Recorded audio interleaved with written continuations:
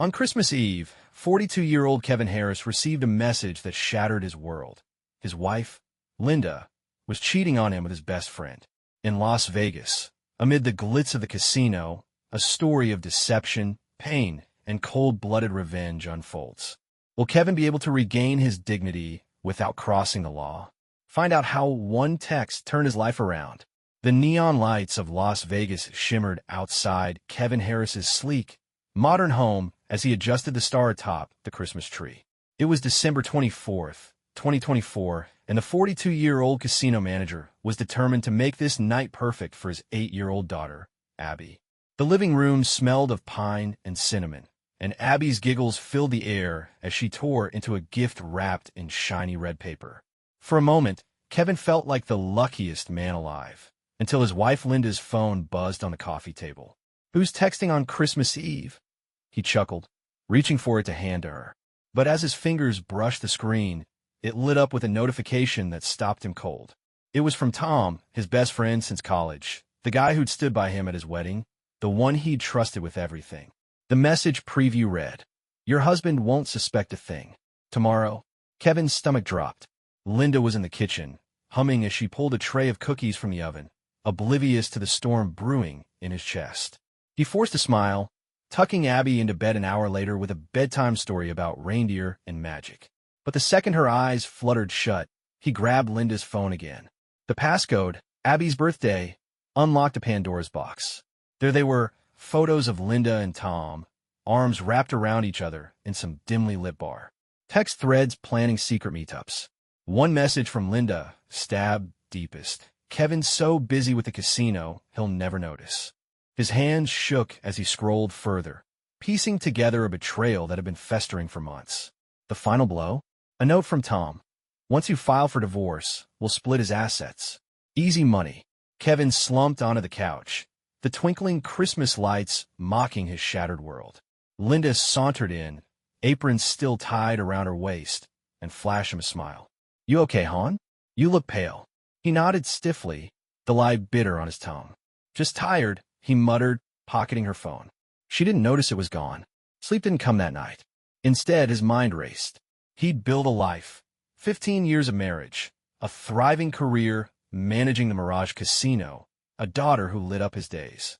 And now, his wife and his best friend were plotting to take it all. Rage simmered beneath his calm exterior, but Kevin wasn't the type to explode. No, he'd play their game, only smarter. By morning, as Abby played with her new toys, Kevin made a call. "Mike, it's me," he said, voice low. Mike was a private detective, a grizzled ex-cop who owed Kevin a favor from a poker game gone wrong years back. "I need dirt on Linda and Tom. Everything you can find. Fast." Mike didn't ask questions, just grunted, "Give me a week." That Christmas day, while Linda chattered about holiday plans and Tom texted her a casual "Merry Christmas" that Kevin saw pop up on her screen, he smiled through gritted teeth.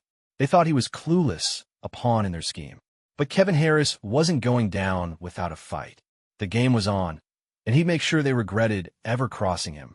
The week after Christmas, Las Vegas buzzed with its usual chaos. Slot machines chiming, tourists laughing, the Strip glowing like a fever dream. But inside Kevin Harris's office at the Mirage Casino, the air was thick with a different energy. The 42-year-old leaned back in his leather chair, staring at a photo of Abby pinned to his desk, her gap-toothed grin a reminder of what he stood to lose. Linda's betrayal gnawed at him, but Tom's involvement, his best friend of 20 years, cut deeper. He wouldn't just confront them. He'd outsmart them. Mike, the private detective, showed up on December 30th, his trench coat dusted with desert sand. He tossed a manila envelope onto Kevin's desk. "You're not going to like this," he rasped, lighting a cigarette despite the no-smoking sign. Kevin ripped it open, spilling photos, bank statements, and a burner phone log across the polished wood. Linda and Tom had been meeting weekly at a seedy motel off the Strip. But the real bombshell? Divorce papers, already drafted by Linda's lawyer, dated for next month. She'd claim half his $2 million in casino shares and a house. Tom's text bragged about living large once they cashed out. Kevin's jaw tightened. "There's more," Mike said, exhaling smoke. "Tom's not just your buddy. He's a con man. Pulled a real estate scam in Miami 5 years back. Skipped town before the feds nabbed him. Linda's your ticket to his next score. The twist hit like a punch. This wasn't just an affair. It was a heist, and Kevin was the mark. He could have stormed home, waved the evidence in Linda's face, and kicked her out. But that was too easy. They'd spin it, play the victims, maybe even sue him for emotional distress. No, Kevin needed a plan that'd ruin them without breaking a single law. He thanked Mike, slipped him a wad of cash, and spent New Year's Eve alone in his office, plotting while fireworks exploded outside. By January 2nd, inspiration struck. He'd used their greed against them. Kevin called his lawyer, Sarah, a sharp-witted woman who'd handled his casino contracts. I need to move my assets fast, he told her. Set up a charity trust, irrevocable for kids like Abby, orphans, single-parent families. Transfer everything but the bare minimum. Sarah hesitated. You sure? That's a big move. He was sure. If Linda wanted his money, she'd get nothing but dust. Next, he hatched the trap. We're hosting an investors' night at the Mirage, he announced to his team, voice steady. January 15th. Big stakes, big players, spread the word. He'd invite Linda and Tom, dangling a fake opportunity, a new venture with fat profits. They'd bite. He knew their playbook. Linda loved the spotlight, and Tom couldn't resist a quick buck. That night, he watched Linda primp for a girls' night. He knew was a lie. Her phone pinged with Tom's name as she left. Kevin smiled, cold and calculated. They thought they were pulling the strings, but he was the puppet master now. The Mirage would be their stage, and their downfall. The Mirage Casino glittered like a jewel on January 15th. Its grand ballroom transformed for Kevin Harris's investors' night. Crystal chandeliers cast golden light over tuxedoed guests sipping champagne, their chatter mingling with the clink of glasses. At 42, Kevin moved through the crowd with practiced ease, his tailored suit hiding the storm inside. Tonight wasn't about business, it was about revenge. Linda and Tom were coming, lured by the promise of a lucrative new venture, and he'd make sure they stepped right into his snare. He'd spent the last 2 weeks perfecting the plan. The charity trust was locked, his $2 million in assets, now untouchable, funneled into a fund for kids like Abby. Linda's divorce would net her nothing but the clothes on her back. The second piece was riskier. Fake documents, crafted with Sarah's help, outlining a bogus casino expansion, needing trusted partners. He dangled them in front of Linda during a casual dinner, watching her eyes light up. Tom should join us, she'd said, oblivious to the hook sinking in. Kevin just nodded, playing the doting husband. Now, the ballroom buzzed as Linda swept in, her red dress catching every eye. Tom trailed behind, slick in a rented tux, smirking like he owned the place. Kevin greeted them warmly, stomach churning as Linda kissed his cheek, and Tom clapped his shoulder. Big night, huh? Tom said, scanning the room. Oh, you have no idea, Kevin replied, his smile razor-sharp. The trap unfolded slowly. He ushered them to a VIP table, piling on the flattery, how Linda's business savvy and Tom's connections made them perfect for the project. He slid the fake contracts across the table, watching them skim the numbers. $500,000 up front, millions in returns. Linda signed with a flourish, giggling about our future. Tom hesitated, eyes narrowing, but greed won. He scrawled his name too. Kevin pocketed the papers, signaling a waiter. The real show was about to start. At 9 p.m., he took the stage, microphone in hand. Ladies and gentlemen, a special announcement. He boomed, the crowd hushing. Linda beamed, expecting praise. Tom puffed out his chest. Kevin's voice stayed calm, but his words cut like glass. Tonight's not about a new venture. It's about trust and betrayal. He nodded to a tech, and a massive screen behind him flickered to life. Photos splashed across it. Linda and Tom at the motel, their texts plotting his ruin. Gasps rippled through the room. Linda's face drained of color. Tom bolted upright, chair scraping. He's clueless. Tom's voice crackled through a hidden recording Kevin had gotten from Mike. We'll take everything. The crowd turned, whispers rising. Linda stammered, Kevin, this isn't, but he cut her off. You signed your confession, he said, holding up the contracts. Useless legally, but damning socially. The trap had sprung, and they were caught. The ballroom of the Mirage Casino felt like a pressure cooker as the screen froze on Tom's smug face, mid-laugh from the recording. Kevin Harris stood center stage, his 42-year-old frame steady despite the adrenaline surging through him. The crowd of investors, colleagues, and friends stared, mouths agape, as Linda's red dress seemed to wilt under the spotlight. Tom, halfway to the exit, froze when two burly security guards blocked his path. The trap had sprung, but Kevin wasn't done yet. "You thought you'd bleed me dry," he said, voice echoing through the stunned silence. He held up the fake contracts Linda and Tom had signed, their signatures glinting under the lights. "These? Worthless. But your greed? That's real evidence." Linda lurched forward, mascara streaking as she shrieked. "This is a setup? He's lying." The crowd murmured, unsure, until Kevin dropped the next bomb. "Oh, and the divorce you planned? Good luck.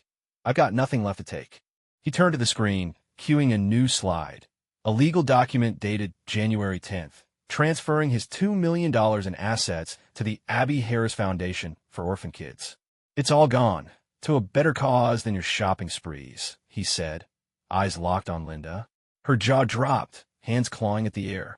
Tom, cornered by security, snarled, "You can't prove anything." But Kevin had one more card to play. The ballroom doors swung open, and in walked Mike, the grizzled detective, flanked by two LVPD officers. Kevin had tipped them off days ago, handing over Mike's dossier on Tom's Miami scam.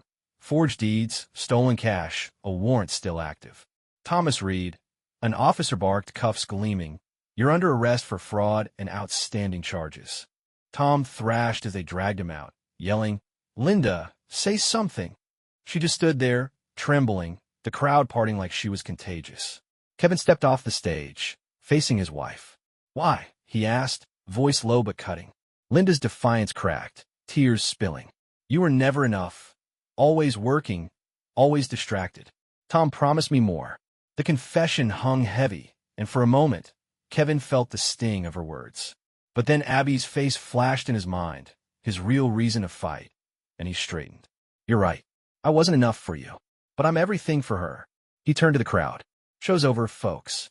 Enjoy the night." As guests dispersed, whispering about the scandal, Linda sank into a chair alone. Kevin walked out, past the flashing slot machines, into the cool Vegas night. Sirens wailed as Tom's fate sealed, and Linda's world collapsed behind her. The reckoning was complete, lawful, brutal, and final. But a flicker of something new stirred in Kevin. Freedom and a chance to rebuild. The Las Vegas skyline faded in Kevin Harris's rearview mirror as he drove west, the hum of the highway soothing after weeks of chaos. It was late January 2025, and the 42-year-old had left the Mirage Casino and his old life behind. Beside him, 8-year-old Abby sang softly to a pop song on the radio, her stuffed bunny clutched tight. They were headed to California, a fresh start funded by his savings, and a new job managing a smaller resort in Santa Barbara. The betrayal of Linda and Tom still stung, but the weight of their reckoning lifted him forward. Back in Vegas, the fallout had been swift. Tom's arrest at the investors' night made headlines. Local con man busted at Gala, and his Miami past caught up fast.